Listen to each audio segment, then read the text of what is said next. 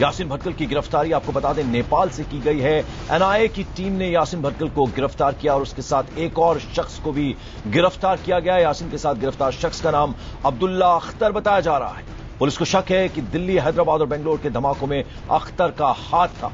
यासीन भटकल की गिरफ्तारी खुफिया विभाग की रिपोर्ट के आधार पर की गई है। गृह मंत्रालय ने भटकल की गिरफ्तारी की पुष्टि कर दी है। आपको बता दें, खूंखार आतंकी जो है, इसके ऊपर एनआईए ने 10 लाख रुपए का इनाम भी रखा था। और इस बीच जो जानकारी मिल रही है, राष्ट्रीय सुरक्षा सलाहकार ने भी प्रधानमंत्री मनमोहन सिंह को भी बाकायदा यासीन भटकल की गिरफ्तारी की सूचना दे दी। यानी काफी सीक्रेट ये एक तरह से मिशन था। यासीन को देश में कम से कम 10 बम धमाकों का मास्टर माइंड माना जाता है। दिलसुख नगर हैदराबाद का, वहां पर कहा जाता है कि इसने बाकायदा प्लांट किया था बम को। 10 बम धमाके देश में जो हुए हैं उसका इसको मास्टरमाइंड माना जाता है। तो एक तरह से बैकबोन जो है, रीढ़ की हड्डी इंडियन मुजाहिदीन की से माना जाता था और इसकी अब गिरफ्तारी हो गई है। तो एक बड़ी उपलब्धि कही जा सकती है। निशात शम्सी हमारे वरिष्ठ सहयोगी इस वक्त फोन लाइन पर हमारे साथ। निशात, एक बड़ी उपलब्धि, क्या जानकारी मिल रही है? क्या दिल्ली के लिए रवाना हो गई है एनआईए की टीम इस आतंकी को लेकर? बिल्कुल पंकज, ये टीम जो है वहां से निकल चुकी है और उस 2 लोग उनके गिरफ्त में है जिनको लेकर दिल्ली पहुंची हुई टीम, और उसके बाद इस पूरे मामले में कई और जानकारी सामने आएगी। देखिए, पिछले कई दिनों से लगातार जो है जांच एजेंसी, खासतौर से एनआईए की टीम दरभंगा में कैंप किए हुए थी। उनको लगातार इस बात की इनपुट मिल रही थी कि यासीन भटकल का जो मूवमेंट है वो दरभंगा, मधुबनी और सनौली इलाका है जो नेपाल का, जहां से उसकी गिरफ्तारी है हुई है, वहां पर उसकी मूवमेंट इंटरसेप्ट की जा रही थी और उसके बाद से जांच इसके पीछे लगी थी। एनआईए के एक बड़े एसपी को इस पूरे काम के लिए लगाया गया था और सीधे इसकी जानकारी होम सेक्रेटरी को दी गई थी, जो इस पूरे ऑपरेशन को खुद पर्सनली मॉनिटर कर रहे थे और उसके बाद इसे अंजाम दिया गया, इसे अंजाम तक लाया गया। देखिए, नेपाल बॉर्डर पे सनौली गांव है, वहां पर से इसकी गिरफ्तारी हुई है। इसके साथ अब्दुल्ला अख्तर जो जी बिल्कुल निशात, अब्दुल्ला अख्तर के बारे में कुछ बताइए, उसकी क्या कितनी इन्वॉल्वमेंट है जो बम धमाके हुए हैं भारत में? जी बिल्कुल, देखिए, अब्दुल्ला अख्तर को दिल्ली बम धमाकों का आरोपी माना जाता है और दिल्ली में जो बटला हाउस इनकाउंटर के पहले दिवाली के वक्त जो धमाके हुए थे और दूसरा सूरत में जो धमाका हुआ था, अहमदाबाद में सीरियल ब्लास्ट हुआ था, उस वक्त इनका नाम सामने आया था और उसी के बाद बटला हाउस इनकाउंटर हुआ था। उसमें ही कहा जा रहा था कि इस शख्स का नाम खुलकर सामने आया है। सीधे तौर पर ये यासीन भटकल से जुड़ा रहा है और उसके साथ साथ इस पूरे ऑपरेशन में कई सारे जो ऐसे धमाके हैं उसमें शामिल रहा है। तो उसकी भी गिरफ्तारी की बात सामने आ रही है और कहा जा रहा है कि दोनों एक साथ एक वक्त में वहां मौजूद थे और उसके बाद से ही जांच एजेंसी को जब जैसी ही जानकारी मिली उसके बाद पूरा जाल बिछाया गया और दोनों की गिरफ्तारी मुमकिन हो पाई है। लेकिन इनकी पूरी कोशिश थी कि इनकी पहचान किसी तरह से भी पुष्टि की जाए और उनकी जो शिनाख्त है वो पहले कर ली जाए पहुंचने से पहले। तो इसीलिए कर्नाटक स्पेशल सेल और दिल्ली स्पेशल सेल को उसमें शामिल किया गया और उसके बाद ही उन्हें पकड़ने का काम जो है कल देर रात पूरा किया गया। अब जो जांच एजेंसी है उसे लेकर भारतीय सीमा में दाखिल हो चुकी है और सीधे अब वो दिल्ली पहुंचेंगी और उसके बाद इस पूरे मामले में कई और खुलासे जो है। बिल्कुल, मैं लौटूंगा आपके पास। जनक दवे हमारे सहयोगी इस वक्त हमारे साथ जुड़ रहे हैं। जनक, अहमदाबाद, सूरत, यहां पर भी जो ब्लास्ट हुए थे उसमें भी उसका भी मास्टरमाइंड इसे माना जाता था। तो एक तरह से बड़ी उपलब्धि है। बाकायदा 7 दिनों से इंटरसेप्ट किया जा रहा था और नेपाल से आज गिरफ्तारी हुई है। बिल्कुल पंकज, यासीन की गिरफ्तारी इसलिए भी काफी बड़ी है क्योंकि खुफिया एजेंसियां लगातार उसको ट्रेस करने में लगी हुई थी। इसके पहले भी 3 बार ऐसे मौके आए जहां पर ट्रेसिंग के लिए पहुंची, पर एजेंसियां पहुंचे उससे पहले यासीन वहां से निकल चुका था। आपको बताऊं कि यासीन की मॉडस ऑपरेंडी, इतने धमाके हुए 2005 से लेकर लगातार इंडियन मुजाहिदीन फॉर्म हुआ, उसके बाद लगातार धमाके होते रहे और अब तक यासीन या रियाज भटकल का कोई अता पता नहीं था। उनकी मॉडस ऑपरेंडी भी यही थी कि वो लगातार अपने सिम कार्ड बदलते रहते थे और जिनको काम होता था वो सामने से कांटेक्ट करते थे। मसलन के आकाओं के तौर पे काम करते अमीर रजा के सीधे निर्देश में, साथ ही में जहां उनको आरडीएक्स पहुंचाना होता था या एक्सप्लोजिव पहुंचाना होता था, ये दोनों भाई रियाज और यासीन मास्टरमाइंड माने जाते हैं। दोनों भटकल गांव से बिलोंग करते हैं, कर्नाटक के, और अहमदाबाद में काफी सक्रिय रोल रहा था। उसके अलावा सूरत में भी जो बम प्लांट दिए थे उसमें भी काफी सक्रिय रोल रहा था। सिमी से अलग होने के बाद जो फाउंडर मेंबर के तौर पर यासीन का नाम पहले आया था। यासीन ने एग्रेसिवली अटैक करने की स्ट्रेटेजी बनाई थी।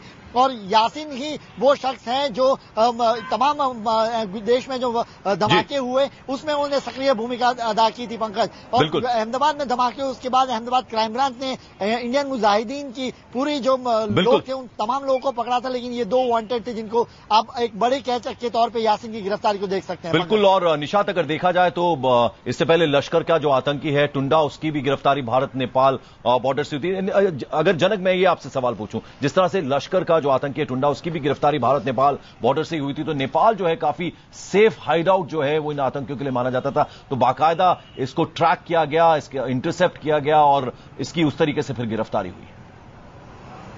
बिल्कुल, देखिए पंकज, जो सूत्रों से जानकारी आ रही है वही है कि खुली बॉर्डर होने के चलते एक्सेस काफी आसान हो जाता है। और जहां तक टुंडा का सवाल है, टुंडा की गिरफ्तारी भी एजेंसियों के लिए बहुत बड़ी थी, चूंकि लंबे समय से उसको ढूंढा जा रहा था। उनका भी कनेक्शन गुजरात से टुंडा का निकला था और टुंडा की पूछताछ में ही खुफिया एजेंसियों को यासीन के लोकेशंस मिलते जा रहे थे। हालांकि इससे पहले भी खुफिया एजेंसियों के पास इनपुट जरूर थे, पर खुफिया एजेंसियां पहुंचे उससे पहले ही यासीन अपना लोकेशन बदल देता था। तो इस लिहाज से यासीन की गिरफ्तारी देश की एजेंसियों के लिए बहुत बड़ी कामयाबी के तौर पे है, क्योंकि लंबे समय से वो प्लान कर रहे हैं। काफी लंबे समय से इंडियन मुजाहिदीन सक्रिय तौर पे नहीं दिख रहा, पर वो एक प्लानिंग के तौर पे थे कि देश में और धमाके किए जाए। बोधगया में जो धमाके, उसके बाद और सिलसिलेवार धमाके किए जाए। पर यासीन की गिरफ्तारी के बाद निश्चित तौर पर इंडियन मुजाहिदीन की जो कमर है, वो रीढ़ की हड्डी है, वो टूट चुकी है। अब रियाज, उसका जो भाई है, वो अब इसको रियाज को ट्रेस करने की कोशिश की जा रही है और उसको पकड़ने की कोशिश सुरक्षा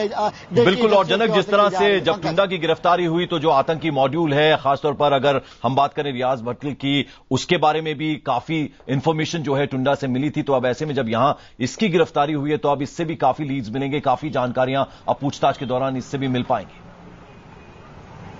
बिल्कुल, देखिए, पर इनके लिए गिरफ्तार एजेंसियों के लिए दिक्कत यहां पर यह हो जाती है कि जब उनसे इंफॉर्मेशन मिलती है और वहां दूसरी जगह पे, चूंकि यासीन, रियाज और इस तरीके का जो मॉड्यूल था वो बार बार अपने मॉड्यूल बदलते रहते थे, चाहे वो मध्य प्रदेश मॉड्यूल हो, कर्नाटक मॉड्यूल हो, यूपी का मॉड्यूल हो, आजमगढ़ का मॉड्यूल हो। लोगों को भर्ती करना और लोगों को उकसाना, उसके बाद धमाके करना, तो बार बार वो अपने लोकेशन बदलते रहते थे। ऐसे में रियाज का अगर लोकेशन भी मिलता है यासीन के ट्रेस के आपार, तो उनका लोकेशन बार बार बदलता रहता है। ऐसे में एजेंसियों के लिए कैच करना काफी मुश्किल हो जाता है। बिल्कुल, मैं लौटूंगा आपके पास। इस वक्त हमारे एग्जीक्यूटिव एडिटर न्यूज रूम से मृत्युंजय कुमार झा भी जुड़ गए हैं। मृत्युंजय, अब जिस तरह से टुंडा की गिरफ्तारी हुई थी, तो जो आतंकी मॉड्यूल है और यासीन भटकल, उसके बारे में भी काफी लीड्स, काफी इंफॉर्मेशन मिले थे।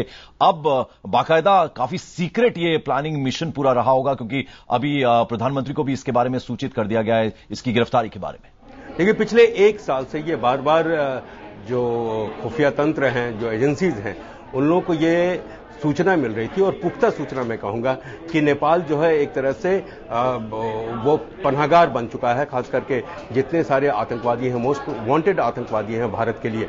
और उसी मैं कहूंगा खुफिया सूचना के आधार पर ये लोग धीरे धीरे कार्रवाई वहां पर कर रहे हैं। अगर आपको याद हो तो टुंडा की भी गिरफ्तारी नेपाल से ही हुई थी जी। उसके बाद ये भटकल की गिरफ्तारी वहां पर हुई है। एक तरीके से नेपाल जो था, एक तरह से उनको पनाहगाह, वहां पर पनाह वो ले रहे थे। और ये सही बात है कि अब जब भटकल की गिरफ्तारी हो चुकी है, टुंडा की गिरफ्तारी हो चुकी है, तो एक तरह से बहुत बड़ी सफलता भारतीय खुफिया एजेंसियों की है। और मेरे अंदाज से, जैसा कि सारे विकी गुप्ता साहब थोड़ी देर पहले कह रहे थे कि आईएम की, इंडियन मुजाहिदीन की कमर जो है अब तोड़ने की पूरी कोशिश की जाएगी। बिल्कुल निशात, और अगर हम यासीन भटकल की बात करें तो 10 बम धमाके जो भारत में हो, उसके पीछे इसको मास्टरमाइंड माना जाता था। दिलसुख नगर हैदराबाद की बात करें तो खासतौर पर इसने खुद बम प्लांट किया था, और साथ ही साथ जर्मन बेकरी जो है वहां पर भी उसका भी इसको मास्टरमाइंड माना जाता था। तो ऐसे में अगर देखा जाए तो न सिर्फ इन 2 जगहों पर बल्कि पूरे भारत के अलग अलग कोनों में, सूरत की बात करें, अहमदाबाद, वहां पर भी इसने ब्लास्ट करवाए थे।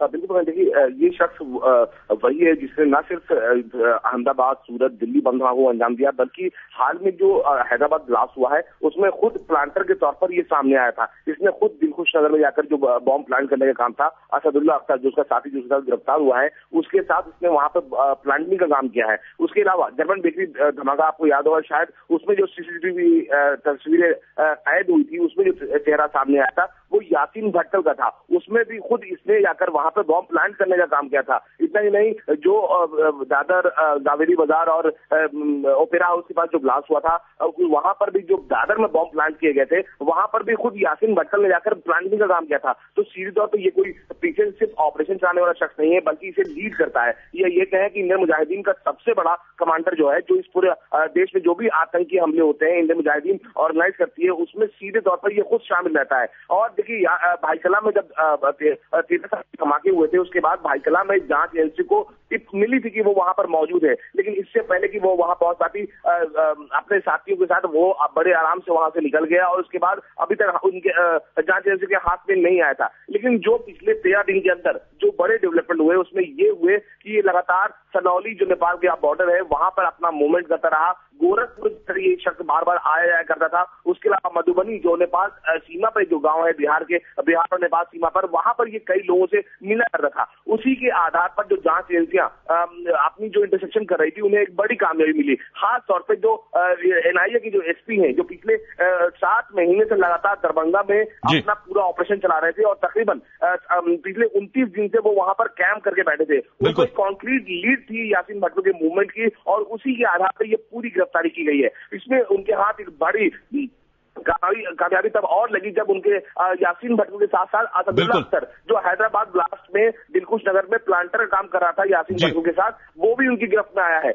असदुल्ला अख्तर ने 13/7 धमाका जो मुंबई का सिलसिलेवार ट्रिपल ब्लास्ट था, उसमें भी वो शख्स वहां पर प्लांटर था। तो 2 बड़े लोग जो इंडियन मुजाहिदीन के हैं, जो सबसे बड़ा ऑपरेशन था जांच एजेंसियों का, उसमें उनकी गिरफ्त में आए हैं। अब उन्हें भारतीय सीमा में दाखिल कर दिया गया है और अब उसे दिल्ली लेकर टीम पहुंचेगी और इसके बाद ये साफ हो पाएगा कि जो ये यासीन भटकल है, आखिर उसकी गिरफ्तारी कैसे हो पाई। देश के मैं लौटता हूं आपके पास, निशात आप बने रहे।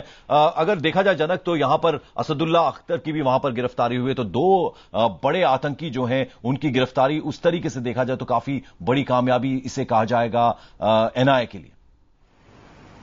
बिल्कुल पंकज, देखिए यासीन के साथ साथ असदुल्ला की गिरफ्तारी काफी मायने रखती है। सूत्रों से मेरी जो बातचीत हुई उसके मुताबिक, और फिर जैसे मेरे सहयोगी निशात बता रहे थे, ओपेरा हाउस में जो बॉम्ब प्लांट हुआ उस समय भी तबरेज के और दानिश ने जो इनपुट दिया था मुंबई पुलिस और खुफिया एजेंसी को, उसमें भी असदुल्ला का भूमिका रही थी। तो निश्चित तौर पर बाकी धमाकों में भी असदुल्ला का सक्रिय भूमिका रही थी। ऐसे में यासीन अकेला नहीं, अगर असदुल्ला की भी उसकी गिरफ्तारी है तो निश्चित तौर पर सुरक्षा एजेंसी के लिए 2 बड़ी कामयाबी है, क्योंकि दोनों लंबे समय से एजेंसियों के लिए नाक में दम कर दिए थे। उनको गिरफ्तारी के लिए एजेंसियां हाथ पैर मार रही थी, स्पेसिफिक इनपुट उनके पास थे और उसके बाद ये दोनों गिरफ्तारी मुमकिन हो पाई है। ऐसे में न कि केवल यासीन बल्कि असदुल्ला की गिरफ्तारी को भी आप एक बड़ी कैच के तौर पर गिन सकते हैं पंकज। बिल्कुल। और मृत्युंजय, अगर देखा जाए तो जिस तरह से टुंडा की जब गिरफ्तारी हुई तो उसे भी एक बड़ी उपलब्धि कहा जा सकता था, और ये जो आतंकी मॉड्यूल हैं हिंदुस्तान में, और खासतौर पर यासीन भटकल की भी अगर हम बात करें तो कहा जा सकता है कि बड़ी लीड्स जो हैं उससे पूछताछ के दौरान भी मिली होंगी। देखिए, बहुत साफ है कि अगले आने वाले कुछ सप्ताह में, कुछ दिनों में बहुत सारी गिरफ्तारियां यहां पर होंगी, क्योंकि एक महत्वपूर्ण लीड की तलाश थी एनआईए को, दूसरी सुरक्षा एजेंसियों को, और ये जो 2 सफलता मिली है टुंडा के बाद जो 2 आदमी, भटकल के साथ एक और आदमी पकड़ा गया है, इसके बाद ये माना जा रहा है कि इंडियन मुजाहिदीन के जितने भी यहां पर मैं कहूंगा मॉड्यूल्स यहां पर हैं, जो लोग करता धरता हैं, जो लोग वहां पर इन लोगों के निर्देश पे काम कर रहे हैं, मेरे अंदाज से काफी हद तक अब उन तक पहुंचने में सफलता मिल सकती है, काफी सारे सुराग वहां पर मिल सकते हैं। बिल्कुल। और शुक्रिया जनक, आप हमारे साथ इस चर्चा में जुड़े। मृत्युंजय, आप हमारे साथ बने रहिएगा। निशा शम्सी से भी हम लगातार अपडेट देते रहेंगे। तो आपको बता दें कि इंडियन मुजाहिदीन के मास्टरमाइंड आतंकी यासीन भटकल की नेपाल से गिरफ्तारी हुई है, उसे दिल्ली लाया जा रहा है। एनआईए की टीम ने गिरफ्तारी की है और वही उसे दिल्ली लेकर आ रही है। इस पर ताजा अपडेट हम आपको देते रहेंगे एक छोटे से ब्रेक के बाद भी।